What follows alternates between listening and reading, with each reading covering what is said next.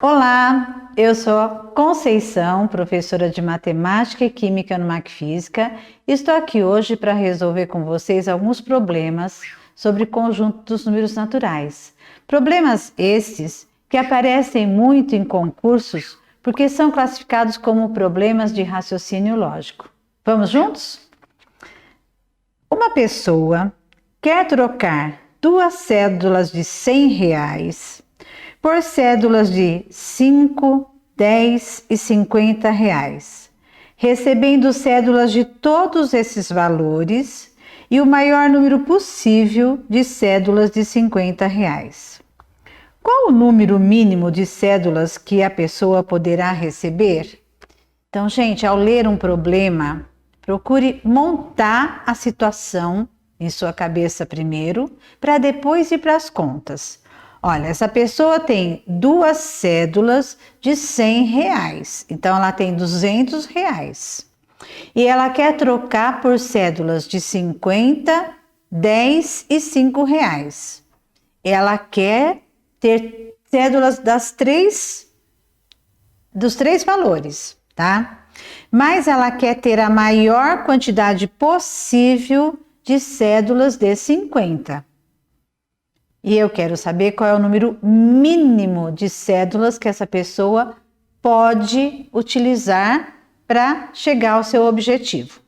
Tá, são R$200. Ela poderia pegar para R$200 4 cédulas de 50, mas ela quer ter cédulas de todos os tipos. Então, o máximo que ela pode pegar de cédulas de R$50, 3, não é, gente? Então, ó, cédulas de R$50, ela vai pegar 3 e, portanto, aqui ela já vai juntar 3 vezes 50, que vai dar R$150, correto? Aí ela fica com 50 para utilizar as cédulas de 5 e de 10. Ela quer utilizar o menor número de cédulas possível, não é? Então, R$5, faltam 50, cédulas de 5, ela tem que usar no mínimo 2 para dar R$10, concordam? E as outras, ela pega de R$10, que são os valores que ela tem, certo? Porque se ela pegar muitas cédulas de R$5, vai aumentar o número de cédulas, ela quer o número mínimo. Então, R$5 exigem duas, né? Necessariamente duas para que o total chegue a R$10. Então, até agora, ela já juntou 160, são 200, falta 40. E os R$40 que faltam, ela pega em 4 notas de R$10, 4 cédulas de R$10, que vai dar, então, os R$40 que faltavam para juntar os 200, que é a troca das cédulas de 100, correto? Conclusão, qual o número mínimo de cédulas que ela precisa? O número mínimo de cédulas que ela precisa é 3 mais 4, 7, mais 2, 9. Todo problema deve constar uma resposta. Perguntava, qual o número mínimo de cédulas que a pessoa poderá receber? O número mínimo de cédulas é 9.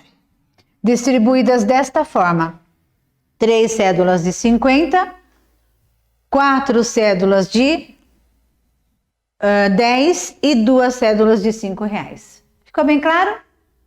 Ok. Vamos então ao segundo problema. Diz assim, ó. Marcos repartiu certa quantidade de balas com 5 amigos.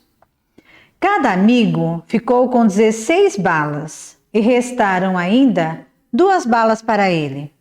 Quantas balas Marcos tinha? Tá. Então, vamos supor que N é o número total de balas. Ele resolveu pegar essas balas e repartir para 5 amigos. Repartir é dividir, não é? Então, ele pegou o total de balas e dividiu para 5 amigos. Cada amigo recebeu 16 balas. O que cada amigo recebe é o resultado dessa divisão, ou seja, é o quociente. Então, cada amigo recebeu 16 balas. E ainda restaram 2 balas para ele. Então, 2 balas que restaram é o resto desta divisão. Então, vamos lembrar? Toda divisão tem dividendo, divisor, quociente e resto. E nós sabemos que se a nossa divisão foi efetuada corretamente, o dividendo vai corresponder a quociente vezes divisor mais resto. Lembram disso? Não é? Por exemplo, eu dividi 47 por 5. Isso vai dar 9 vezes 5, 45. Para 47 sobram 2. Tanto é verdade que 47 é 9 vezes 5, 45, mais 2, não é? Dividendo é o divisor vezes o quociente, mais o resto. Não deixem de guardar essa relação, porque ela é muito utilizada. Então, é ela que nós vamos usar ali. A pergunta é, quantas balas Marcos tinha? Eu quero saber o dividendo, o que ele dividiu entre os amigos e ainda chupou 2 balas, não é? Então, eu posso dizer que esse dividendo N é quociente multiplicado pelo divisor mais o resto. Quando você faz 16 vezes 5, 5 vezes 6, 30, vão 3. 5 vezes 1, 5 e 3, que foram 8.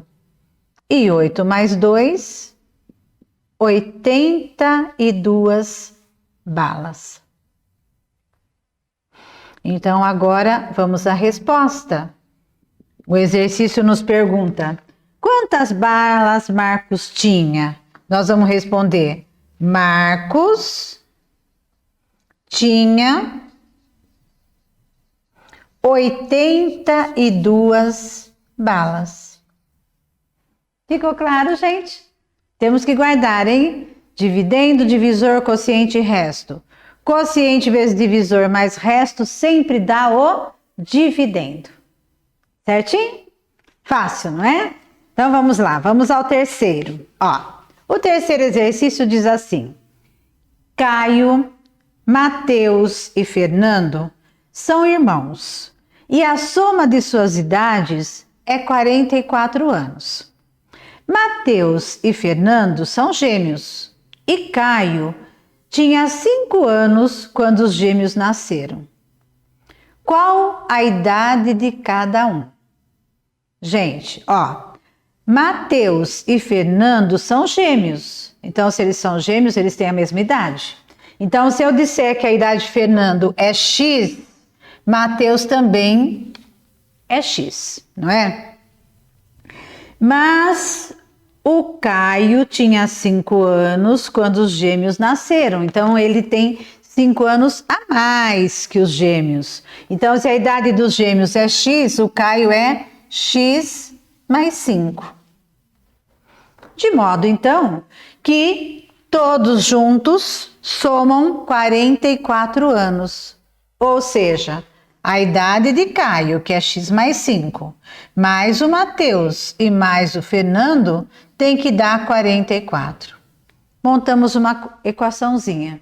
Se você me disser assim, posso fazer sem equação? Pode. Olha, a soma de todas as idades não é 44 anos? Tira os 5 anos que o Caio tem a mais. Tirando os 5 anos que o Caio tem a mais, todos ficam com a mesma idade, não é? Então, o que sobrar de 44 menos 5, eu vou dividir entre 3 pessoas, tá? E dividindo entre 3 pessoas, eu encontro as idades de Mateus e Fernando. Aí é só somar mais 5 anos, que vai dar a idade do Caio. Mas se eu quiser fazer com equaçãozinha, olha aqui.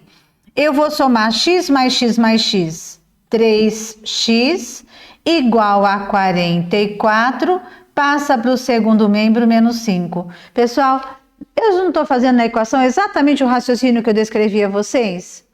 eu tiro 5 anos e o que sobra é a idade que os três têm igualmente, não é? Aí eu vou ter então que 3x é igual a 39, x é 39 dividido por 3. 3 por 3 dá 1 e 9 por 3 dá 3. 13 anos. Então, chegamos à conclusão que Fernando tem 13 anos, Mateus também tem 13 anos e Caio tem 13 mais 5, ou seja, 18 anos. Todo exercício tem que constar a resposta. Então, você pode dar a resposta indicando as idades, ó. Caio, Mateus e Fernando. Caio, 18 anos, Mateus, 13 anos e Fernando também 13 anos. Certinho? Bem claro? Vamos lá. Exercícios simples que aparecem bastante em concursos e que basta que a gente faça o raciocínio lógico em cima do conjunto dos números naturais, não é? Ó, vamos ao quarto exercício. O quarto exercício diz assim: Marcos construiu uma pipa para ele e para seu irmão, Rodrigo. Para isso, comprou um carretel de linha contendo 90 metros. Nas amarrações, na rabiola e no estirante, gastou 9 metros de linha. Do que restou, Marcos ficou com o dobro de linha do que ficou para seu irmão. Quantos metros de linha cada um ficou? Então, olha só, o Marcos fez uma pipa para si e para o seu irmão Rodrigo. Monta sempre a ideia primeiro na sua cabeça, tá? Foi lá e comprou um rolo de linha de 90 metros. Desses 90 metros, 9 metros ele gastou com a construção das pipas. O que sobrou, ele dividiu. Só que ele dividiu assim, o dobro de linha para si e o resto para o irmão, tá? Então, se o Rodrigo recebeu um comprimento de linha X, o Marcos 2x, ok? De modo que quando você somar o que o Marcos recebeu mais o que o Rodrigo recebeu, tem que dar o rolo todo de linha, que era 90, menos 9 metros que foram gastos na construção das pipas. Não é assim? Então, a gente pode escrever assim, ó. 2x mais x, 3x. Que é igual 90 tira 9, 81. Então, x vai ser 81 dividido por 3. 8 dividido por 3 dá 2, vezes 3, 6 para 8 sobram 2, fica 21, que por 3 dá 7. Então, Rodrigo recebeu 27 metros de linha. E o Marcos recebeu o dobro, 2 vezes 27. Que 2 vezes 7, 14, vai 1, 2 vezes 4 e 1, 5, são 54 metros de linha, não é? Então, a nossa resposta vai ser, ele perguntava, com quantos metros de linha cada um ficou? Marcos, 27 metros, Rodrigo, aliás, desculpem, Marcos foi 54, né? Marcos, 54 metros e Rodrigo, 27 metros. Se vocês me perguntarem como poderia ter feito com raciocínio, poderia. Olha, são 90 metros de linha, tirei 9 na construção, ficou 81. Eu dou uma parte para o meu irmão e 2 partes para mim. Então, eu dividi o que restou em 3 partes. Então, 81 dividido por 3, 27. 27 metros eu dei para o meu irmão, que é uma parte, e as outras 2 partes sobraram para mim. 2 vezes 27, 54. Pode ser feita com raciocínio, sem problema nenhum. Ficou claro? Mas uma equaçãozinha sempre deixa a resolução do exercício mais bonita, né? Se for uma prova dissertativa, aconselho que faça com a equaçãozinha, tá? E vamos ver mais um?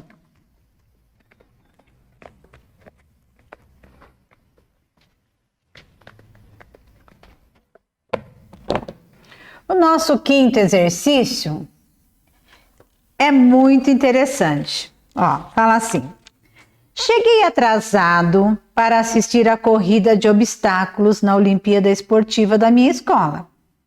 Perguntei a um professor o resultado da corrida e a resposta foi enigmática.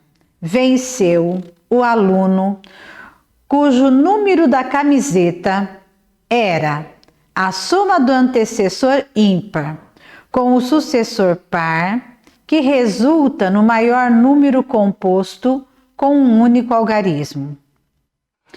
O número da camiseta do segundo colocado era o sucessor do primeiro. E o terceiro tinha na camisa o número sucessor da metade do primeiro. Afinal, quais foram os 3 primeiros colocados nessa corrida? Então, gente, cheguei atrasada na corrida e eu quero saber quem é o primeiro colocado, quem é o segundo colocado e quem é o terceiro colocado. Aí eu fui perguntar ao professor e o professor me respondeu através do número da camisa de cada um, certo? Então, ele disse assim, ó: venceu o aluno cujo número da camiseta era a soma do antecessor ímpar com o seu sucessor par, que resulta no maior número composto por um único algarismo. Bom, quem é o maior número composto por um único algarismo?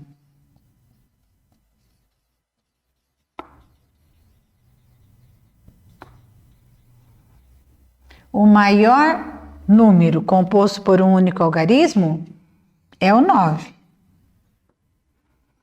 E aí ele fala que o número da camiseta daquele aluno tinha o antecessor ímpar mais o antecessor par, somados, dando 9. Bom, o número que eu ponho em camiseta é sempre o número inteiro, não é? Para dar a soma 9, eu só tenho uma opção. É somar 4 mais 5, dá 9, não é? Então, se eu estou somando 4 mais 5 e dá 9, o número que está na camiseta é a soma do antecessor par com o antecessor ímpar. Antecessor é o que vem antes, né? O par que vem antes é 4, o ímpar que vem antes é 5. Então, o número que está na camiseta do meu primeiro colocado é 6. Para que ele tenha o antecessor ímpar 5 e o antecessor par 4, não é? Então, o primeiro colocado tem a camiseta número 6, tá? Ótimo. Aí, o que ele respondeu a respeito dos outros? Ele falou assim, ó: o número da camiseta do segundo colocado era o sucessor do primeiro. Sucessor é o que vem imediatamente em seguida. Em seguida a 6, nós temos o número 7. Então, o segundo colocado era o jogador número 7, não é? E o terceiro colocado tinha na camiseta o número sucessor da metade do primeiro. O primeiro tem a camisa número 6. A metade, o sucessor disso. Então, o sucessor é isso mais 1, não é? É o que vem imediatamente em seguida. 6 dividido por 2, 3 mais 1, 4. Então, o terceiro colocado é o de camisa número 4. Correto? Entenderam o raciocínio, gente? O raciocínio mais difícil era esse, né? Ó, o primeiro colocado, ele tem a soma do antecessor par com o antecessor ímpar igual ao maior número de um único algarismo. O maior número natural com um único algarismo é o 9. E para a soma da 9, eu tenho que somar 4 mais 5. Então, 5 é o antecessor ímpar e 4 é o antecessor par. Então, o número só pode ter sido o 6, não é? Então, o primeiro colocado é o 6. O segundo colocado é o sucessor do primeiro. Então, é o que vem imediatamente em seguida. 6 mais 1, 7. E o terceiro colocado é o sucessor da metade do primeiro. Então, 6 dividido por 2 dá 3. Sucessor é o seguinte. 3 mais 1, 4. Certo? Então, agora a gente pode colocar a resposta. Ele perguntava, afinal, quais foram os 3 primeiros colocados nessa corrida. Então, primeiro colocado é o número 6. Segundo colocado é o número 7. E o terceiro colocado é o jogador de número 4. Certinho? Ficou bem claro?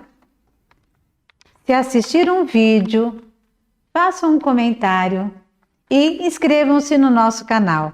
Temos lá vários vídeos muito interessantes. Até a próxima!